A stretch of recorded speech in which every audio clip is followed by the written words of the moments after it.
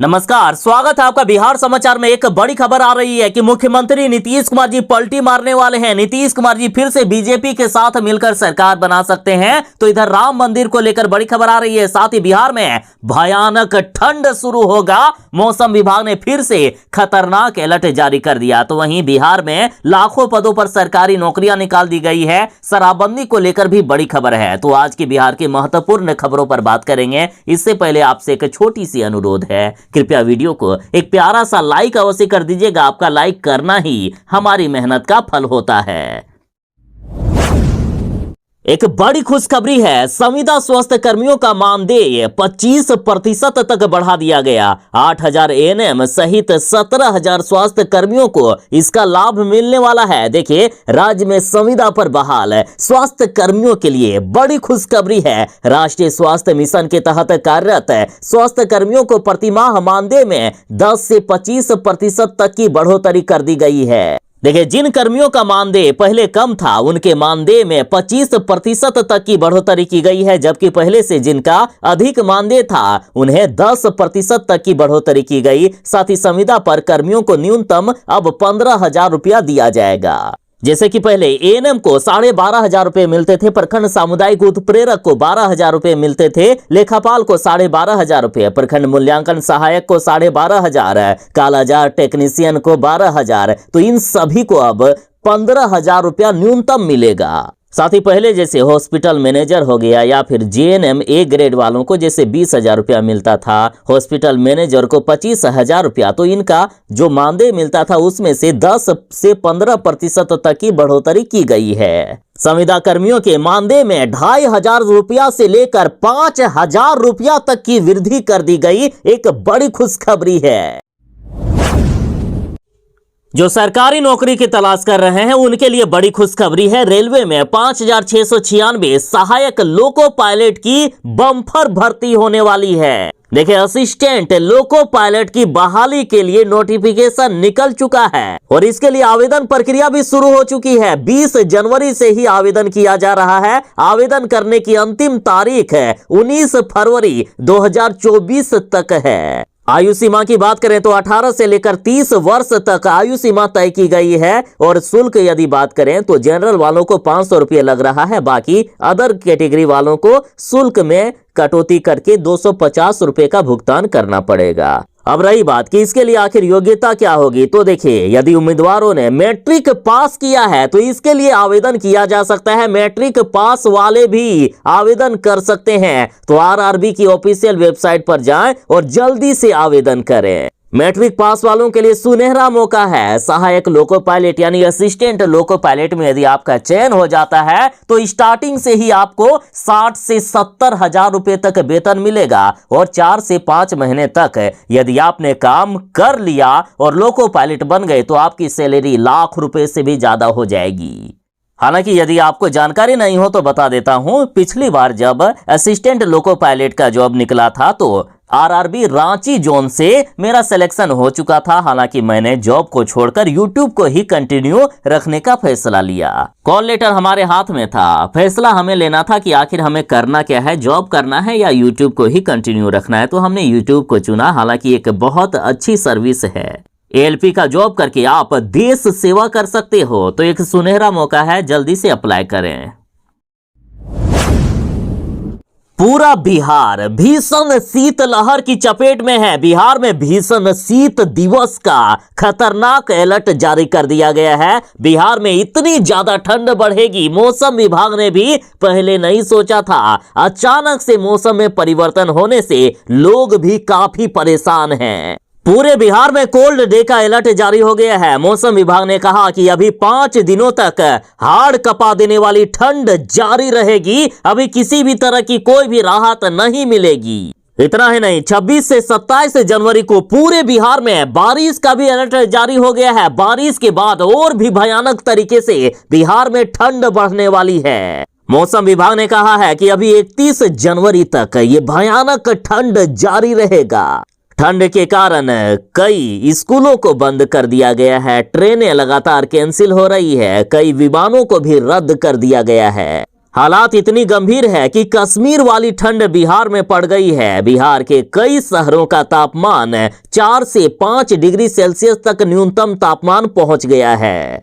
कई स्कूली बच्चे बीमार हो रहे हैं। साथ ही कई स्कूली बच्चों के मौत की भी खबर सामने आई है। साथ ही कई आम आदमी भी लगातार सड़कों पर बेहोश होकर गिर जा रहे हैं। कई मजदूरों की मौत की भी खबर सामने आई है। मौसम विभाग ने चेतावनी दी है कि अभी 5 दिनों तक किसी तरह की कोई भी राहत नहीं मिलेगी। जरा आप ग्राफ देखिए कि किस तरह के बिहार के लगभग सभी जिले शीत लहर की चपेट में हैं। कोई भी एक भी ऐसा जिला नहीं है जहां शीत दिवस या शीत लहर का प्रकोप देखने को नहीं मिल रहा है। मौसम विभाग ने सभी जिलों में न्यूनतम तापमान की स्थिति क्या है ये भी जारी कर दिया है। देखिए, गया का न्यूनतम तापमान 4 डिग्री सेल्सियस तक पहुंच गया है, तो वहीं बांका और नवादा का न्यूनतम तापमान 5.5 डिग्री सेल्सियस तक है।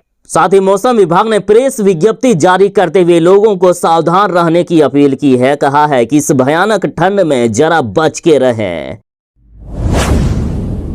लगातार बीजेपी वाले या जो भी पार्टी विपक्ष में रहती थी यही सरकार पर आरोप लगाया करती थी कि शराबबंदी के तहत सिर्फ गरीबों को पकड़ा जाता है, सिर्फ गरीबों को सजा मिलती है। लेकिन अब शराब माफियाओं को भी नहीं छोड़ा जाएगा। शराब माफिया को 8 वर्ष की सजा होगी, साथ ही 4 लाख का इनसे जुर्माना भी लिया जाएगा। देखिए, चाहे शराब माफिया हो या कोई भी हो, यदि घर में भारी मात्रा में शराब बरामद हुआ, चाहे कोई नेता भी क्यों ना हो, उसके भी घर में यदि भारी मात्रा में शराब बरामद हुआ तो ऐसे मामलों में उन्हें अब 8 साल की सजा सुनाई जाएगी। और देखिए, घर में भारी मात्रा में शराब बरामद होने के मामले में पटना सिटी व्यवहार न्यायालय के विशेष न्यायालय उत्पाद के विशेष न्यायाधीश विजेंद्र कुमार राय की अदालत ने शुक्रवार को शराब माफिया जयकांत राय को 8 वर्ष की सजा सुना भी दी है। साथ ही अदालत ने अभियुक्त पर 4 लाख रुपए का आर्थिक जुर्माना भी लगाया है। जुर्माना की राशि अदा नहीं करने पर अभियुक्त को 3 माह अतिरिक्त जेल में रहना होगा। तो बिहार में जो भी शराब का धंधा करते हैं ऐसे शराब माफिया लोग जरा सावधान हो जाए। सरकार अब नहीं छोड़ेगी, अब 8 साल तक की कठोर सजा हो सकती है। मुख्यमंत्री नीतीश कुमार जी फिर से पलटी मारने वाले हैं। मुख्यमंत्री जी फिर से अब महागठबंधन का साथ छोड़कर एनडीए के साथ मिलकर सरकार बनाने वाले हैं। बीजेपी के साथ मिलकर नीतीश कुमार जी एक बार फिर से सरकार बनाने वाले हैं और इसको लेकर बीजेपी वाले भी लगातार हाई लेवल मीटिंग कर रहे हैं। साथ ही लालू यादव और तेजस्वी यादव भी डरे हुए हैं मुख्यमंत्री नीतीश कुमार से।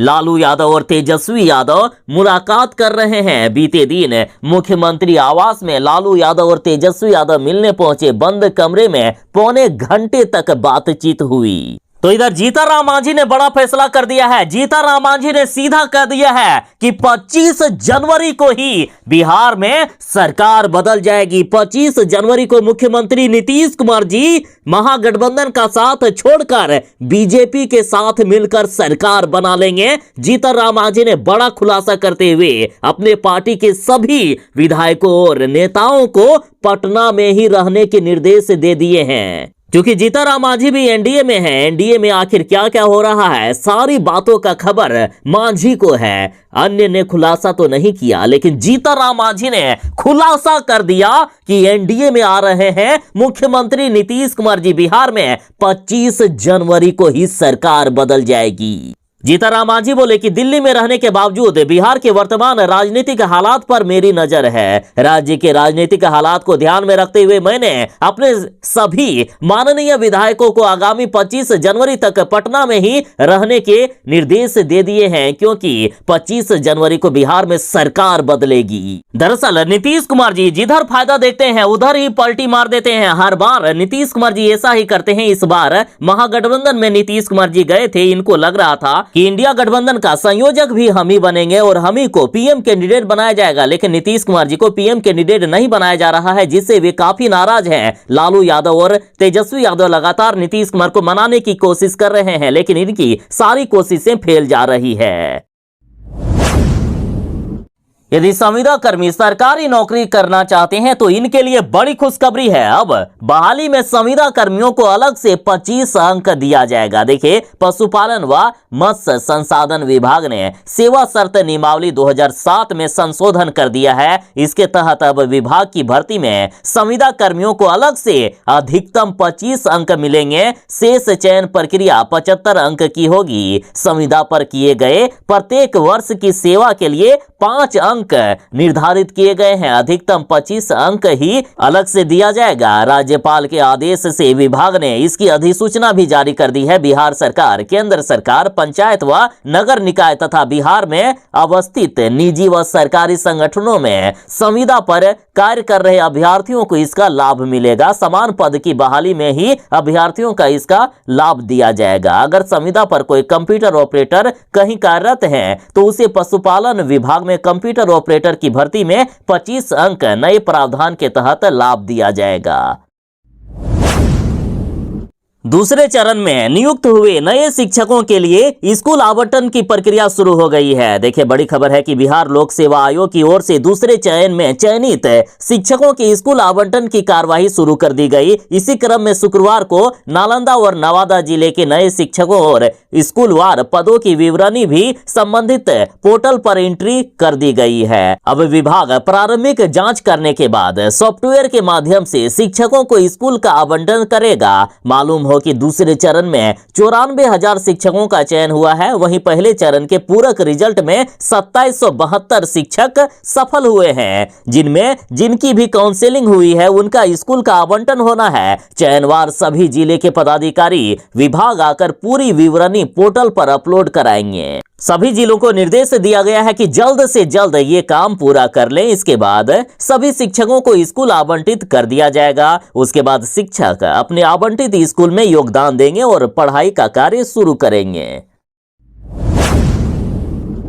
कई लोगों को अपने गाड़ियों को सजाने का शौक होता है। कई लोग अपने गाड़ियों पर तरह तरह की लाइट लगाते हैं। जैसे कई लोग अपने रिंग पर चक्के में इस तरह का लाइट लगा देते हैं। तो जरा बच के, अगर ऐसा किया तो 10,000 रुपया का जुर्माना आपसे वसूला जाएगा। गाड़ियों पर अगर लाइट शो या हूटर मिला तो 10,000 रुपया जुर्माना भरना पड़ेगा। देखिए, बड़ी खबर है अब तक की। कहा गया कि अगर किसी भी वाहन पर लाइट शो या हूटर लगा हुआ पाया गया तो 10,000 रुपया जुर्माना ट्रैफिक पुलिस द्वारा वसूला जाएगा। इसके लिए ट्रैफिक पुलिस ने अभियान शुरू करने का निर्णय लिया है। लाइट शो या हूटर गाना मोटरयान अधिनियम के नियमों के तहत गैर कानूनी है। ट्रैफिक एसपी पूरन झा ने सभी सेक्टर प्रभारियों को इसके लिए निर्देश दे दिया है कि अगर इस तरह का कोई भी वाहन दिखता है तो उसके खिलाफ जुर्माना करें। साथ ही सीसीटीवी कैमरे की नजर में आने पर भी जुर्माना किया जाएगा। आमतौर पर लोग वाहनों में लाइट शो या हूटर इसलिए लगाते हैं ताकि वीआईपी या प्रशासनिक लगे। तो ऐसे लोग जरा बच के। 22 जनवरी को श्री राम की प्राण प्रतिष्ठा के लिए कड़ी तपस्या कर रहे हैं माननीय प्रधानमंत्री नरेंद्र मोदी जी। जमीन पर सो रहे हैं मोदी। 8 दिन से भी ज्यादा समय हो गया है। अभी तक उपवास पर हैं पीएम मोदी और पी रहे हैं सिर्फ नारियल पानी। ये सब कठिन साधना के नियम में शामिल है। प्रधानमंत्री नरेंद्र मोदी जी इन सभी नियमों का कड़ाई से पालन कर रहे हैं। दिन में कुछ समय मौन रह रहे हैं, धार्मिक ग्रंथ पढ़ रहे हैं, अपना काम खुद कर रहे हैं पीएम मोदी। प्रभु श्री राम की प्राण प्रतिष्ठा से पहले प्रधानमंत्री नरेंद्र मोदी कड़ी तपस्या कर रहे हैं। वह 11 दिनों से विशेष अनुष्ठान पर हैं। यम नियमों का पालन कर रहे हैं। जमीन पर कंबल बिछाकर सो रहे हैं। पिछले 8 दिनों से उन्होंने अन्न त्याग रखा है। सिर्फ नारियल पानी पीकर जिंदा है। विशिष्ट मंत्रों का जाप कर रहे हैं। 11 दिनों से विशेष धार्मिक अभ्यास कर रहे हैं। वे भगवान श्री राम से जुड़े देश के अलग अलग मंदिरों में पूजा अर्चना कर रहे हैं। इसी क्रम में वे महाराष्ट्र के कालाराम मंदिर गए और फिर रामकुंड भी पहुंचे थे। मंगलवार को वे आंध्र प्रदेश स्थित वीरभद्र मंदिर गए। उन्होंने जटायु से जुड़ी कहानी भी सुनी। मराठी, मलयालम और तेलुगु में रामायण मंत्रोच्चार भी किया। खबर है कि पीएम मोदी 20 और 21 जनवरी को तिरुचिरापल्ली के विशिष्ट श्री रंगनाथ स्वामी मंदिर सहित तमिलनाडु मंदिरों का दौरा करेंगे। इस दौरान वे मंदिरों में पूजा करेंगे, श्लोक व भजन भी सुनेंगे। बिहार वालों के लिए बड़ी खबर है कि आवासीय स्कूलों में 1560 छात्राओं का होगा नामांकन। देखिए, बिहार में पिछड़ा वर्ग एवं अति पिछड़ा वर्ग कल्याण विभाग के तहत संचालित अन्य पिछड़ा वर्ग आवासीय +2 उच्च विद्यालयों में कक्षा 6 में इस वर्ष 1560 छात्राओं का नामांकन होगा। विभाग ने इसके लिए योग्य छात्राओं से आवेदन मांगा है। देखिए, पूर्व से संचालित 11 आवासीय विद्यालयों में कक्षा 6 में 480 सीटों पर नामांकन होगा, जबकि नव संचालित 27 आवासीय विद्यालयों में 1080 सीटों पर कक्षा 6 में नामांकन लिया जाएगा। इसमें राज्य के पिछड़ा एवं अति पिछड़ा वर्ग की छात्राएं नामांकन के लिए आवेदन कर सकेगी। विभाग के अनुसार 9वीं कक्षा में 1080 सीटों पर अलग से नामांकन लिया जाएगा। तो जो भी नामांकन करवाना चाहते हैं 15 जनवरी से लेकर 15 फरवरी के बीच आवेदन पत्र जमा करें। परीक्षा व नामांकन निःशुल्क होगा। सभी रिक्त सीटों के लिए 27 से 29 फरवरी के बीच प्रवेश पत्र जारी किए जाएंगे। 2 मार्च को आवेदनकर्ताओं की परीक्षा ली जाएगी। 22 जनवरी को श्री राम जन्मभूमि अयोध्या में श्री राम जी के प्राण प्रतिष्ठा के दिन सीधा दूरदर्शन पर लाइव प्रसारण किया जाएगा। देश भर के लोग लाइव प्रसारण अपने टीवी पर या फिर मोबाइल पर भी देख सकेंगे। साथ ही बिहार के साथ अन्य राज्यों में बीजेपी और अन्य संगठनों के द्वारा सभी मंदिरों में टीवी लगाया जा रहा है। टीवी लगाकर लोगों को लाइव प्रसारण दिखाया जाएगा। साथ ही अयोध्या से बड़ी खबर आ रही है कि अयोध्या से 251 मंदिरों में होगा सीधा प्रसारण। तो वहीं केंद्र सरकार ने अपने सभी कर्मियों का 22 जनवरी को आधा बेला की छुट्टी दे दी है। साथ ही कई अन्य राज्य भी अपने कर्मियों का आधा बेला की छुट्टी घोषित कर रहे हैं, ताकि सभी इस ऐतिहासिक पल का साक्षी बने। देखिए, श्री श्री महाशिवरात्रि शोभा यात्रा अभिनंदन समिति के बैनर तले 22 जनवरी को कई आयोजन किए जाएंगे। इसमें 251 मंदिरों को जूम ऐप के माध्यम से अयोध्या स्थित प्राण प्रतिष्ठा समारोह से भी जोड़ा जाएगा। जूम ऐप पर ही राम मंदिर की नींव रखने वाले कामेश्वर चौपाल भी अयोध्या से लाइव रहेंगे। साथ ही खबर है कि बीजेपी वाले लगातार मंदिरों की साफ सफाई कर रहे हैं। साथ ही यदि बिहार की बात करें तो बिहार के कई प्रमुख मंदिरों पर राम मंदिर के प्राण प्रतिष्ठा का कार्यक्रम एलईडी स्क्रीन पर दिखाया जाएगा। 22 जनवरी को सुबह 9 बजे से लेकर 12 बजे के बीच राम नाम संकीर्तन होगा। इसके बाद अयोध्या में होने वाले प्राण प्रतिष्ठा कार्यक्रम का सीधा प्रसारण श्रद्धालुओं को एलईडी स्क्रीन पर भी दिखाया जाएगा।